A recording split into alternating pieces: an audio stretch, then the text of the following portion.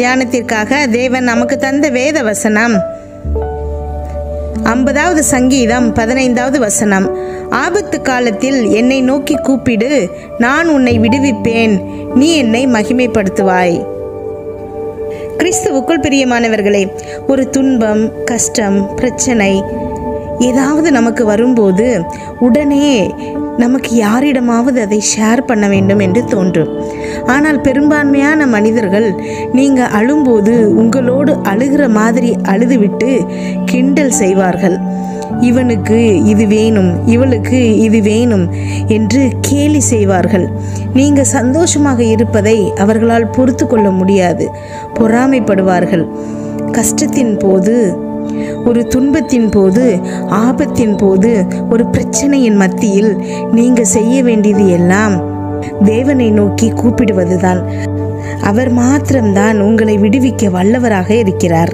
இயேசு கிறிஸ்து சீடர்களுடன் படகில் செல்லும்போது காற்று பலமாக அடித்தது. பவுல் மெலித்தா தீவில் பாம்பினால் கடிப்பட்டான். தாவீது ஆடு மேய்த்து கொண்டிருக்கும் போது அங்கு சிங்கமும் கரடியும் வந்தது. எல்லா இடங்களிலும் அவர்கள் கஷ்டம் அனுபவித்தார்கள். ஆனால் கடைசியில் வெட்கப்பட்டது காற்றுதான், பாம்புதான், சிங்கம், கரடிதான். ஆகவே துன்பம், பிரச்சனை, கஷ்டம் எதுவானாலும் அது நமக்குள் இருக்கும் தேவ வல்லமையை வெளியே கொண்டு வரத்தான் அன்றி நாம் வீழ்ந்து போவதற்காக அல்ல. ஜெபிப்போமா. எங்கள் அன்பின் பரலோக தகப்பனை, இன்று முழுவதும் என்னையும் என் குடும்பத்தில் இருக்கிற ஒவ்வொருவரையும் நீங்கள் பாதுகாத்தீங்கப்பா.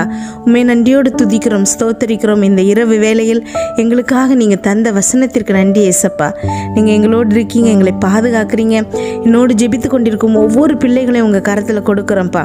அந்த பிள்ளைகள் இருதயத்தில் என்ன காரியங்களுக்காக இப்பொழுது ஜெபிக்கிறார்களோ அதில் அவங்களுக்கு ஒரு வெற்றியை கொடுங்க ஏசப்பா. இந்த பிள்ளைகள் வேண்டும் எல்லா காரியங்களிலும் அப்பா அவர்களுக்கு ஒரு வெற்றியை நீங்கள் கொடுக்கிறமைக்காய் உமக்கு நன்றி ஏசப்பா. அப்பா, இன்று நீங்கள் ஒவ்வொரு பிள்ளைகளிடமும் பேசுகிறமைக்காய் நன்றி ஏசப்பா. இன்று என்னோடு ஜெபித்து கொண்டிருக்கும் ஒவ்வொரு பிள்ளைகளையும் அப்பா நீங்கள் பார்த்து தீர்க்க தரிசனமாக ஆபத்து காலத்தில் என்னை நோக்கி கூப்பிடு, நான் உன்னை விடுவிப்பேன் என்று சொல்கிறீங்க ஏசப்பா. அதற்காக உமக்கு நன்றி. ஆமேன், ஸ்தோத்திர ஏசப்பா. ஆமேன், நன்றி அப்பா. இப்போது என்னோடு ஜெபித்து கொண்டிருக்கும் இந்த பிள்ளைகள் அப்பா ஏதோ ஒரு ஆபத்தில் இருக்கலாம் ஏசப்பா. அவங்க குடும்பத்தில் இருக்கிற யாரோ ஒருவருக்கு ஏதோ ஆபத்து.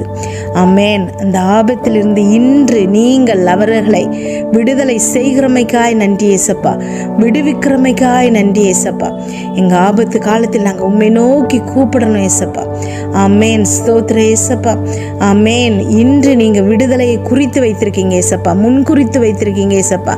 இந்த பிள்ளைகள் இன்று இதை கேட்பதன் அப்பா காரணமே அவர்களுக்கு இன்று விடுவிக்கிறீங்க, ஆபத்திலிருந்து விடுவிக்கிறீங்க என்பதனால்தான் அப்பா இன்று இந்த ஜெபத்தை கேட்டுக்கொண்டிருக்கிறாங்க. ஆமேன், இதுவே அவர்களுக்கு ஒரு அடையாளமாக இருக்கட்டும் ஏசப்பா. இன்றைக்கு இப்பொழுது இந்த வார்த்தையை கேட்டுக்கொண்டிருக்கும் இந்த பிள்ளைகளுக்கு ஆமேன் அவர்களின் ஆபத்திலிருந்து நீங்கள் விடுதலை செய்கிறமைக்காய் நன்றி ஏசப்பா, விடுவிக்கிறமைக்காய் நன்றி ஏசப்பா.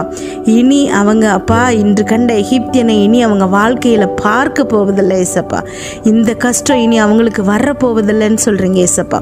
நன்றி அப்பா, ஸ்தோத்திர ஏசப்பா. நன்றி ஆண்டவரே, ஒவ்வொரு பிள்ளைகளுக்கும் நீங்கள் பேசுகிறீங்க ஏசப்பா. ஆமேன், ஸ்தோத்திரம் அப்பா. நன்றி ஆண்டவரே. வாஞ்சியோடு அப்பா உம்முடைய வார்த்தையை கேட்க வந்திருக்கிற ஒவ்வொரு பிள்ளைகளுக்கும் இன்று நீங்கள் கொடுக்குற வார்த்தை அப்பா நீங்கள் விடுவித்துட்டீங்க. ஆமேன், ஸ்தோத்திரம் அப்பா. இனி இவர்களுக்கு கஷ்டம் இல்லை என்பது தான்ப்பா. ஆமேன், ஏதோ ஒரு பிரச்சனை முள் மாதிரி இவங்க வாழ்க்கையில் குத்திட்டு இருந்தது.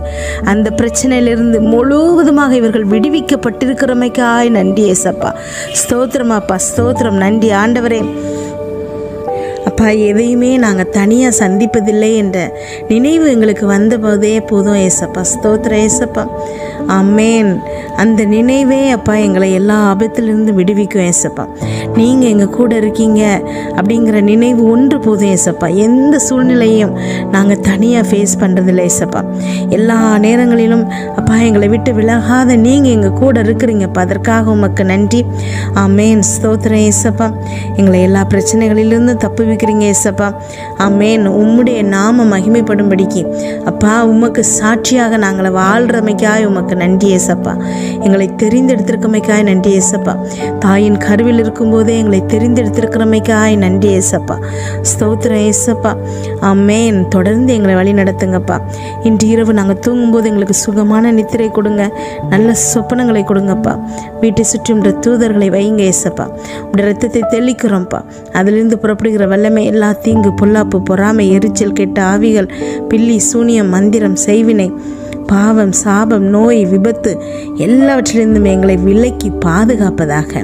நாளை காலை நாங்கள் எழுந்திருக்கும் போது அப்பா உங்களுடைய புதிய கிருபையால் எங்களை தாங்குங்க ஏசப்பா. ஆமென்.